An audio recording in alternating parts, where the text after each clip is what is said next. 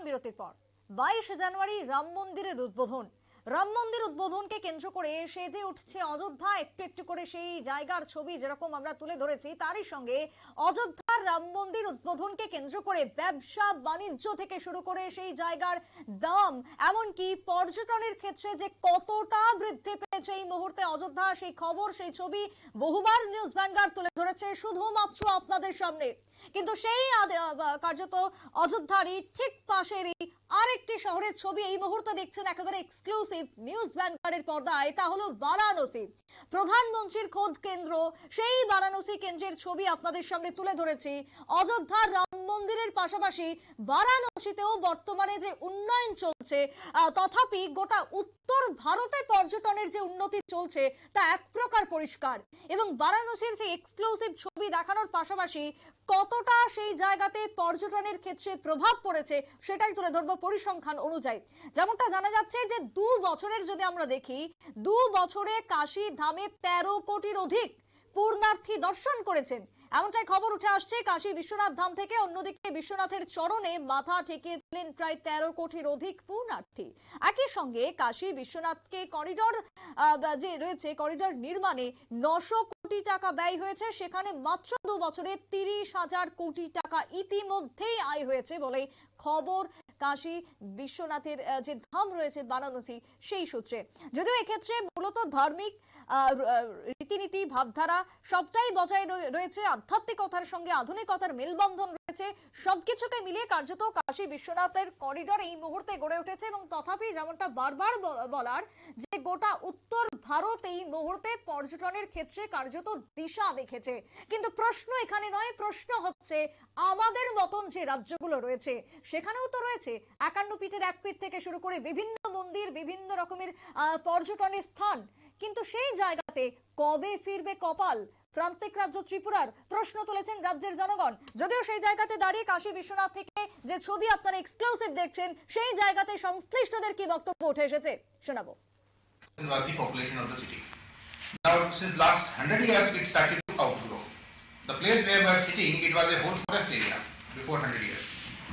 The place in which we are sitting, this my bungalow, it was a shikarka of Kashi Naresh, Kashi Raja, the king of Kashi. Basically, it was the hunting palace for the king. So he used to come to the forest and they used to hunt and they used to stay for a night here in this bungalow, and they used to go to their palace in Ramnagar. So it was a forest area. Kashi was limited to only that much area. And as we know that it's the oldest living city in the world, on the earth, on whole of the planet. This is the most old city in which people are living. There were cities which were destroyed over the time. There were cities which are new. Like in America, most of the cities are new. Before 300 years, there was no America. English people and from people all around the world, they settled in America. They pushed the native people and then they settled over there. So most of the cities in America, they are new, recently new, and maximum they must be of 400 years each. So before 1700, there was no America. And before say 2000 years or 2500 years, most of the European cities were not existing. But Varanasi, in history, it cannot be measured, but it's the oldest living city in the world. You can see from the scriptures also, for all the 4 yugas that we have in Sanatana Dharma, the Satyug, the Treta Yuga, the Dwapar Yuga, and Navkal Yuga. In all the 4 yugas we have mention of Kashi city. And Raja Harishchandra, which was the main key fulcrum point of Satyug, if we mention the Satyug, then Raja Harishchandra was king of Ayodhya at that time.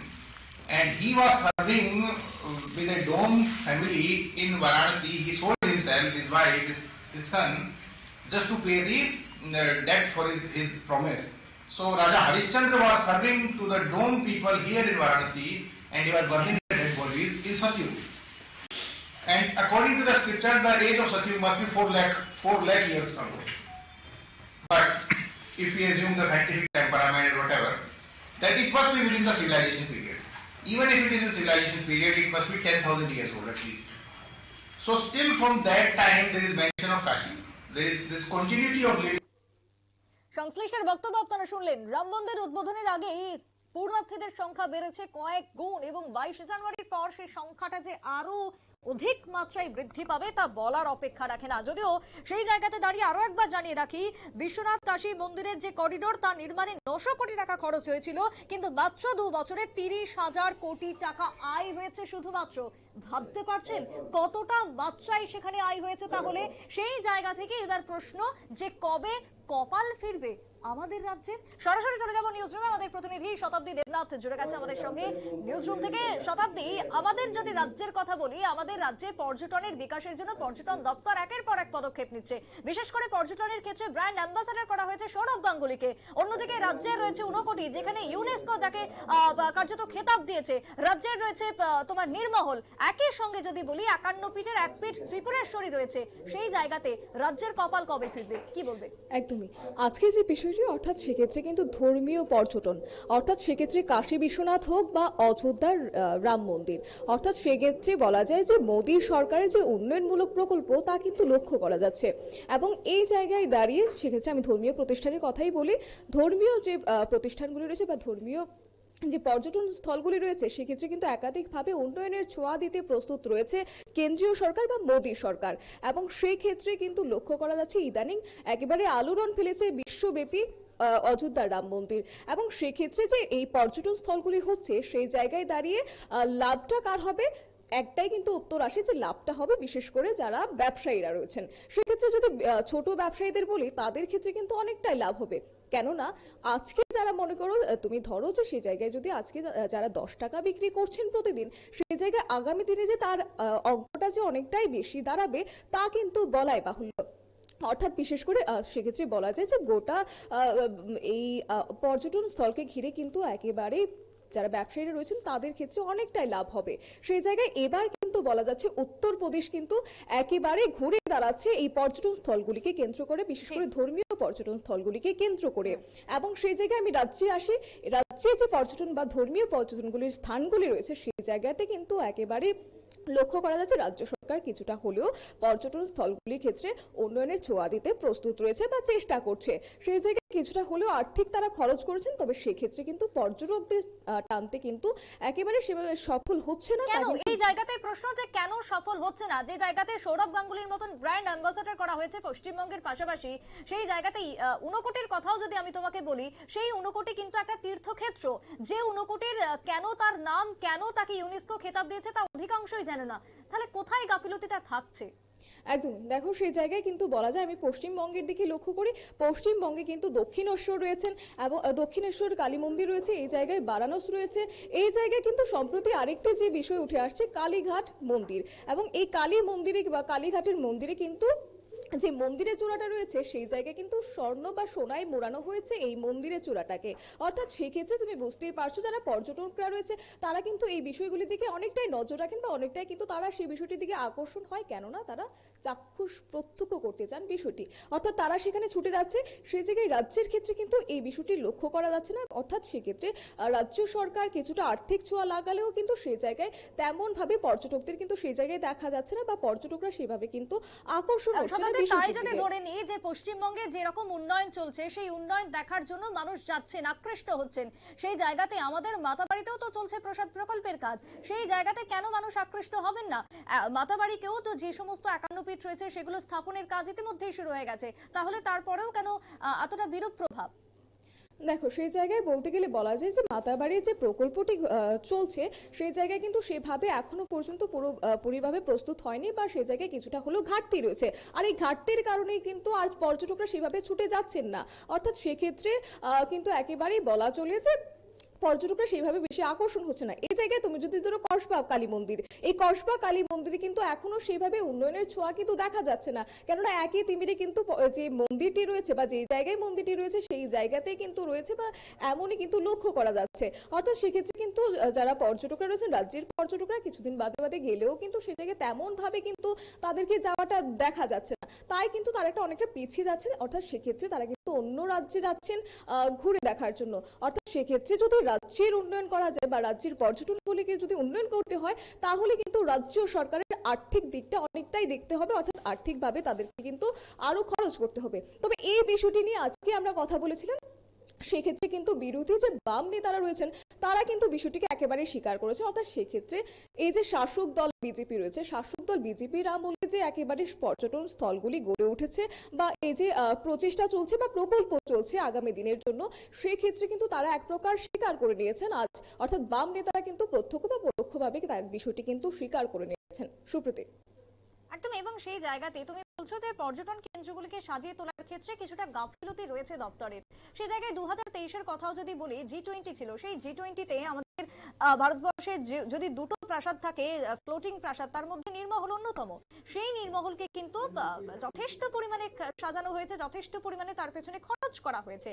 তাহলেও আজকে 1 বছর অতিক্রম হয়নি G20-র, কেন তাহলে মুখ ফেরাচ্ছেন পর্যটকরা? দেখো, প্রসঙ্গটা আজকে ছিল যে ধর্মীয় প্রতিষ্ঠান, এবং ধর্মীয় প্রতিষ্ঠানগুলিকে নিয়ে কিন্তু আজকে আমরা তুলে ধরেছিলাম। সেই জায়গায় নির্মহল বলো, নির্মহলকে একেবারেই তুমি যেমনটা বলেছো যে G20 সম্মেলনে বা সেক্ষেত্রে G20-র সময় যেটা লক্ষ্য করা গেছিল, পর্যটন স্থলগুলিকে একেবারে সাজিয়ে তোলা হয়েছিল। সেই জায়গায় তাদের সেই সময়টাতে কিন্তু লক্ষ্য করা যাচ্ছে। কিন্তু যেহেতু এই G20-র প্রোগ্রাম বা অনুষ্ঠানই বলো, সেক্ষেত্রে শেষ হওয়ার পরে কিন্তু একেবারেই তা কিন্তু আর লক্ষ্য করা যাচ্ছে না বিষয়টি। অর্থাৎ আজকের এই বিষয়টি বা আজকে যে মূল বিষয়টি ছিল ধর্মীয় প্রতিষ্ঠান, সেই ক্ষেত্রে কিন্তু একেবারেই বলা যায় যে রাজ্য সরকারের বা উন্নয়নের ক্ষেত্রে কিন্তু সেই একেবারে ছোঁয়া কিন্তু সেইভাবে পড়ছে না বলে, যার কারণে কিন্তু আজ রাজ্যের পর্যটকরা কিন্তু অন্য রাজ্যের বা অন্য স্থলে কিন্তু ঘুরে দেখার জন্য একটা আগ্রহী রয়েছে। সুপ্রীতি। বেশ, ধন্যবাদ শতাব্দী। কথা বলছিলাম নিউজরুম থেকে আমাদের প্রতিনিধির সঙ্গে। কাশী বিশ্বনাথ প্রকল্পে আয় 3 কোটির বেশি, এবং তারই সঙ্গে ধর্মীয় পর্যটনকে রীতিমতো দিশা দেখাচ্ছে মোদির এই বারাণসী কেন্দ্র।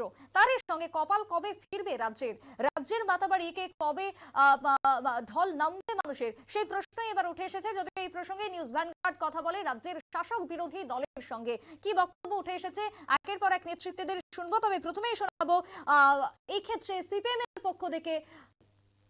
পক্ষ থেকে পবিত্র কর, তিনি কি জানিয়েছেন। পর্যটন কাঠামোর টাকা আসছে এবং চেষ্টাও করছে, তারা প্রচারও আছে, কিন্তু এখন পর্যন্ত যে পরিকাঠামোগুলো বিভিন্ন জায়গাতে ছিল, এটার একটু দুর্বলতা আছে। কিন্তু পরিবেশটাও পর্যটকদের পক্ষে সহায়ক না, এটাও কতগুলি কারণ আছে। এটি হইল পর্যটনে তো আসলে সবচেয়ে বেশি যা আমাদের যুবকরা, কর্মহীনতা একটা বড় কারণ। কাজের অভাব তো প্রচন্ড, চাকরি নেই। তাও যে যা হয়েছিল তাতে 2-3 হয়। এই সমস্ত বিষয়গুলো কাজ করে কোনো জায়গায়। আপনারা শুনলেন বাম নেতা পবিত্র করের বক্তব্য। তিনি কার্যত স্বীকার করেছেন যে উন্নয়ন হয়েছে, উন্নয়ন চলছে, কিন্তু সেই জায়গাতে রাজ্যের ক্ষেত্রে ধারাবাহিকভাবে কোনো উন্নয়ন হয়নি, যার জন্যই এতটা প্রভাব পড়েছে রাজ্যের পর্যটনের ক্ষেত্রে। খোদ কার্যত স্বীকার করেছেন বাম নেতা পবিত্র কর। তবে বারবারই একটা প্রশ্নই উঠে আসছে, যেখানে 51 পীঠের এক পীঠ ত্রিপুরেশ্বরী মন্দির রয়েছে, সেই জায়গাতেই কেন এখনো পর্যন্ত তা নিয়ে সঠিক কোনো দিশা নেই। যদিও এই প্রসঙ্গে বিজেপির পক্ষ থেকে কি বক্তব্য উঠে এসেছে, বিজেপি মুখ্য মুখপাত্র সুব্রত চক্রবর্তী কি জানিয়েছেন নিউজ ভ্যানগার্ডকে, শোনাবো।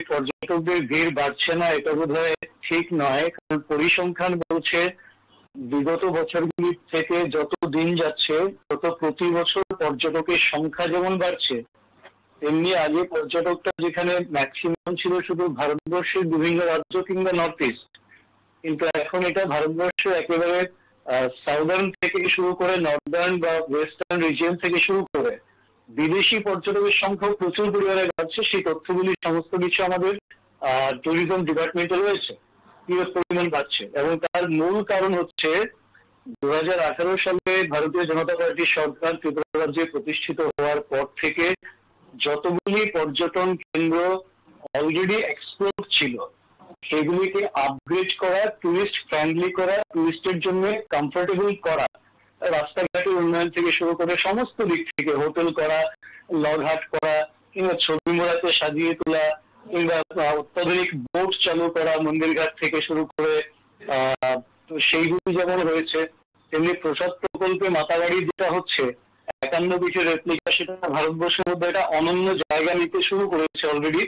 এবং সেখানে ব্যাপকভাবে আপনি দেখুন, বিগত দীপাবলি মেলা বলুন কিংবা সারা বছরের সংখ্যা বলুন, ব্যাপক সংখ্যায় পর্যটক আসছে এবং তাদের আরো কমফোর্টের জন্য, আরো অ্যাট্রাকটিভ করার জন্য রোপওয়ে থেকে শুরু করে সমস্ত ধরনের পরিকল্পনা নেওয়া হয়েছে, শহর সাজিয়ে তোলা, ক্লিন করা, যেগুলি পর্যটকরা অ্যাকচুয়ালি যা চান। ওদের একটা কমফোর্টেবল জায়গা দরকার, ওদের একটা কমফোর্টেবল জার্নি দরকার, তার জন্য রাস্তাঘাটের উন্নয়ন দরকার। এরা চায় শহরটা ঝাঁ চকচকে থাকুক, সেই ধরনের একটা ঝাঁ চকচকে বিষয় সর্বত্র তৈরি করার চেষ্টা সরকার আন্তরিকভাবে করছে। কাজে পর্যটন শিল্প আগামী দিনে ত্রিপুরার অর্থনীতির বুনিয়াদকে অসম্ভব রকম ভাবেই, যেটা আনএক্সপেক্টেড, সেইভাবে একটা সুদৃঢ় জায়গা তৈরি করবে। তো সেই জায়গায় দেখা যাচ্ছে যে কাশী বিশ্বনাথের করিডোরে এখন প্রায় 13 কোটির অধিক পুণ্যার্থীদের লক্ষ্য করা যাচ্ছে, এবং পাশাপাশি রাজ্যে যে পর্যটন শিল্প গড়ে তোলা হচ্ছে ইদানিং, তো সেক্ষেত্রে বিরোধীরা বলছে যে তারা নাকি আপনাদের আমলে পর্যটন শিল্প গড়ে তোলা হলেও তারা বিদেশি পর্যটকদের টানতে একেবারেই ব্যর্থ। তো এই কথাটির পেছনে আপনারা কি বলবেন? দেখুন, বিরোধীদের একটা কাজ হচ্ছে, এরা যদি মনে করে যে শুধু আমরা বিরোধী, তার জন্য বিরোধিতা করবো সবকিছু, তো সেটা ওদের বিষয়। কারণ এই নেতিবাচক রাজনীতির যুগটাকে শেষ করে দিয়েছেন প্রধানমন্ত্রী নরেন্দ্র মোদীজি, যিনি বিকাশের রাজনীতি করেন, ডেভেলপমেন্টের কথা বলেন এবং ডেভেলপমেন্টের জন্য যা যা করা সেটা করে দেখান। তার জন্যই সবকা সাথ সবকা বিকাশ, সবকা বিশ্বাস, সবকা প্রয়াস, এটা স্লোগান নয়, এটা হচ্ছে কর্মপন্থা। এই ধারাতেই কাজ চলছে গোটা দেশে। যেমন যশস্বী প্রধানমন্ত্রী নরেন্দ্র মোদীজির নেতৃত্বে চলছে, আমাদের ত্রিপুরা রাজ্য মাননীয় মুখ্যমন্ত্রী প্রফেসর ডক্টর মানিক সাহা মহোদয় সেই নির্দেশিকা অনুসারেই কাজ করছেন, এবং তার জন্য প্রত্যেকটা ক্ষেত্রের সঙ্গে পর্যটন ক্ষেত্র ব্যাপক সম্ভাবনাময় ক্ষেত্র হিসেবে আগামী দিনে উঠে আসছে, এবং তা অলরেডি শুরু হয়ে গেছে, আমি সেটা বলতে পারি। বাকি তথ্য যদি কিছু জানতে হয় তাহলে সেটা অলরেডি এই মুহূর্তে ইনস্ট্যান্ট আমি বলতে পারছি না, কিন্তু এটা ট্যুরিজম ডিপার্টমেন্টে রয়েছে, দেখবেন গ্রাফ ক্রমশ উপর দিকে উঠছে। আপনারা শুনলেন বিজেপি মুখপাত্র সুব্রত চক্রবর্তীর বক্তব্য। রাজ্যের পর্যটন আগামী দিনে দিশা দেখাবে রাজ্যকে, এমনটাই দাবি করেছেন তিনি। তবে অন্যদিকে বর্তমান সরকারের আমলে রাজ্যে যে উন্নয়ন হয়েছে তা বলার অপেক্ষা রাখে না, কিন্তু অন্যদিকে বামেদের আমলে দীর্ঘ বছর উন্নয়ন স্তব্ধ ছিল, সেই কারণে তার ফল ভোগ করতে হচ্ছে বর্তমান প্রজন্মকে, যে কারণে এই কার্যত এখনো পর্যন্ত বহু জায়গায় বহু খামতি গাফিলতি রয়েছে বলেই মনে করছেন বিশেষজ্ঞ মহল। তবে সেই জায়গাতে দাঁড়িয়ে রাজ্যের পর্যটন এগোচ্ছে এবং একটু একটু করে তা দিশা দেখাচ্ছে রাজ্যকে, এমনটাই দাবি করেছেন টেলিফোনিক বার্তালাপে বিজেপি মুখপাত্র সুব্রত চক্রবর্তী। নিচ্ছে একটা ছোট্ট বিরতি, ফিরছে বিরতির পর, সঙ্গে থাকুন।